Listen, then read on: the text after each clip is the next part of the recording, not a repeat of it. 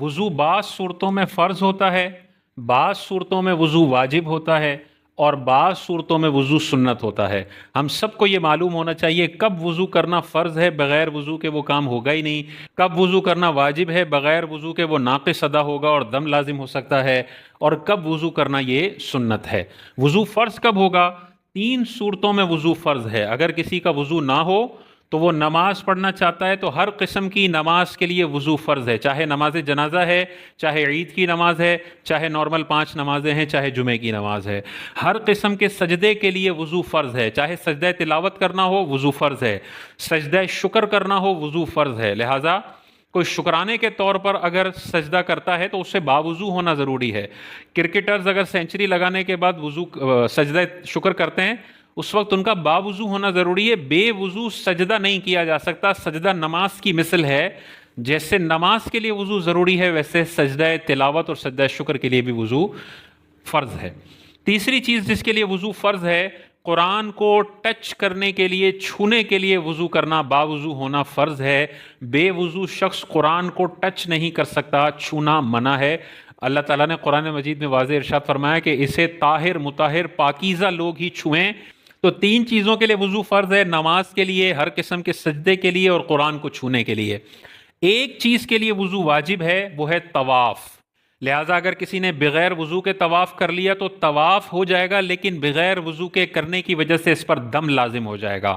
اب اگر یہ باوضو ہو کر اس طواف کو دہرا لیتا ہے تو وہ دم ساقط ہو جائے گا، اور اگر یہ ایسے ہی گھر پر آ جاتا ہے اور بے وضو اس نے طواف کیا ہوا ہے، چاہے وہ نفلی طواف ہو، چاہے وہ عمرے کا طواف ہو، چاہے وہ حج کا طواف ہو، ہر قسم کے طواف کے لیے وضو واجب ہے۔ بلا وضو اگر کیا تو دم لازم ہوگا، اور اگر اس کو دوبارہ دہرا لیا وضو کے ساتھ تو دم ساقط ہو جائے گا، لیکن دہرایا نہیں تو پھر دم دینا پڑے گا۔ اب اس میں ایک صورت یہ ہوتی ہے کہ وضو اگر 4 چکروں سے پہلے ٹوٹ جائے کسی کا دوران طواف، تو اس کے لیے حکم یہ ہوتا ہے کہ وہ وضو کر کے آئے، اور اب اس کے بعد 2 آپشن ہیں، یا تو 0 سے طواف شروع کر لے، یا وہیں سے طواف جاری رکھے جہاں پر اس کا وضو ٹوٹا تھا۔ بہتر ہے کہ نئے سرے سے شروع کرے، اور اگر 4 چکر مکمل ہو چکے اب وضو ٹوٹا ہے تو اب وضو کر کے آئے گا، اور اب نئے سرے سے شروع نہیں کر سکتا، جہاں پہ وضو ٹوٹا تھا وہیں سے جاری کرنا اس پر لازم ہے۔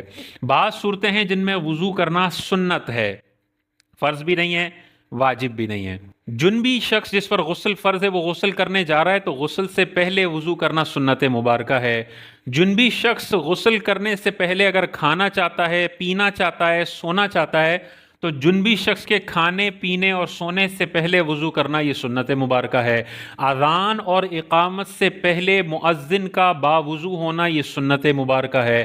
بے وضو اگر مؤذن نے اذان اور اقامت دے دی تو ناپسندیدہ عمل ہے، کرنا نہیں چاہیے تھا اس کو ایسا، لیکن وہ اذان ہو جائے گی اور وہ اقامت ہو جائے گی۔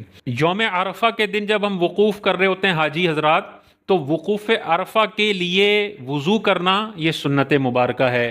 اسی طرح حضور علیہ الصلاۃ والسلام کے روضہ اطہر کی زیارت کے لیے جانا یہ صحابہ کی سنت عظیمہ ہے کہ وہ حضور علیہ السلام کی بارگاہ میں جب جاتے تھے تو باوضو ہو کر جاتے تھے، تو یہ باوضو ہو کر حضور علیہ السلام کے روضہ مبارک کی زیارت کرنا یہ سنت مبارکہ ہے۔ اسی طرح خطبے کے لیے، جمعے کا خطبہ ہو یا عید کا خطبہ ہو، ان دونوں خطبوں کے لیے وضو کرنا یہ سنت مبارکہ ہے۔ اسی طرح صفا اور مروہ کی سعی کے لیے وضو کرنا سنت مبارکہ ہے۔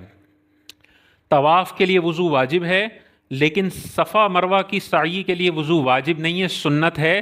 لہٰذا اگر کوئی بے وضو بھی سعی کر لیتا ہے تو اس کا عمرہ، حج وغیرہ ادا ہو جائے گا، ثواب میں کمی ہوگی، سنت کا ترک ہوگا، لیکن یہ گناہ گار نہیں ہوگا۔ تو حج میں اور عمرے میں، پورے حج میں اور پورے عمرے میں صرف ایک چیز ہے جس میں وضو ضروری ہے اور وہ طواف ہے۔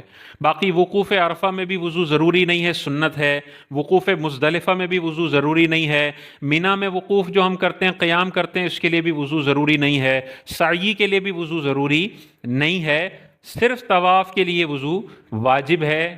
اگر بغیر وضو کے کیا تو دم لازم ہو جائے گا۔ اس کے علاوہ کچھ صورتیں ہیں جن میں وضو مستحب ہے، جیسے قرآن کو کوئی بغیر چھوئے پڑھنا چاہتا ہے تو وضو مستحب ہے۔ موبائل میں کوئی قرآن پڑھنا چاہ رہا ہے، اس بندے کے لیے وضو مستحب ہے، لازم نہیں ہے۔ دینی کتب کوئی پڑھ رہا ہے، حدیث کی کتاب پڑھ رہا ہے، کوئی اور دینی کتابیں پڑھنے کے لیے وہ جاتا ہے، کوئی مدرسے کا طالب علم ہے وہ مدرسے میں دینی کتب پڑھتا ہے، اس کے لیے وضو کرنا مستحب ہے۔ غصے کے وقت وضو کرنا یہ غصے کے شدت کو کم کرتا ہے، اس وقت وضو کرنا مستحب ہے۔ بلند آواز سے نماز سے باہر کوئی قہقہہ لگاتا ہے تو قہقہے کے بعد وضو کرنا مستحب ہے، اس سے وضو ٹوٹتا نہیں ہے لیکن بہتر ہے کہ قہقہے کے بعد وضو کر لیا جائے۔ دوران نماز اگر رکوع سجود والی نماز میں کسی نے قہقہہ لگا لیا تو وضو بھی ٹوٹ جائے گا، لیکن نماز کے باہر اگر کوئی قہقہہ لگاتا ہے تو پھر وضو کرنا مستحب ہے۔ اسی طرح گناہ والا کام ہو گیا، غیبت ہو گئی، چغلی ہو گئی، منہ سے گالی دے دی، اس سے وضو کے ٹوٹنے کا کوئی تعلق نہیں ہے، لیکن علماء نے لکھا ہے کہ ان گناہوں کے بعد قلب پر ایک گندگی طاری ہو جاتی ہے، اس گندگی کو دھونے کے لیے بہتر ہے کہ بندہ وضو کر لے، یہ مستحب ہے۔